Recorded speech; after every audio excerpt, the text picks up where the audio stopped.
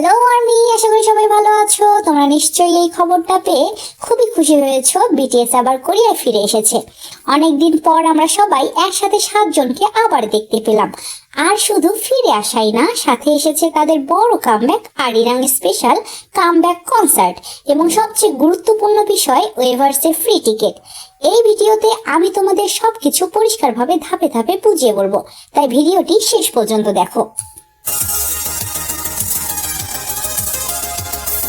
Army 9 ফেব্রুয়ারি 2026-এ RM, জিন, সুগা, জেহোপ, Jimin, V এবং জাংকুক সবাই একসাথে নিরাপদে কোরিয়ায় ফিরে এসেছে।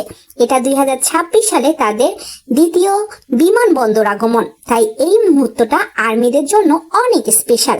বিমানবন্দরে তাদের দেখে বোঝাই যাচ্ছিল তারা সবাই ভালো আছে, সুস্থ আছে, আর সবচেয়ে সুন্দর বিষয় তারা আবার একসাথে।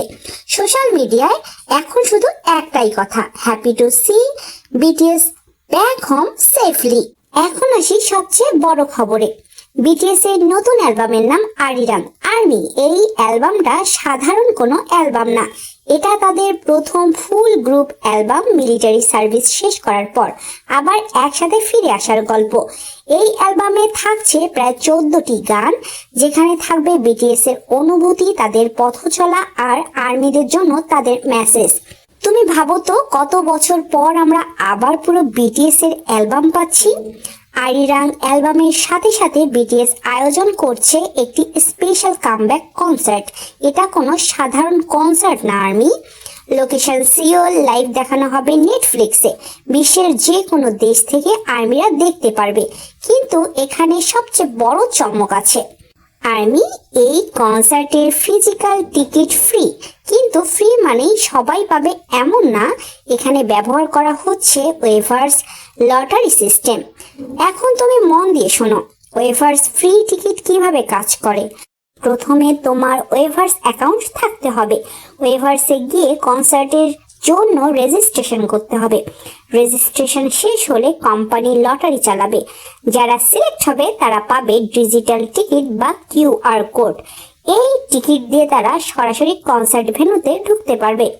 মনে রাখবে, এই অ্যাকাউন্টে একবারই রেজিস্ট্রেশন, টিকিট সীমিত, সবার ভাগ্যে নাও জুটতে পারে। এখন হয়তো তুমি ভাবছো, আমি যদি ওয়েভার্সের টিকিট না পাই?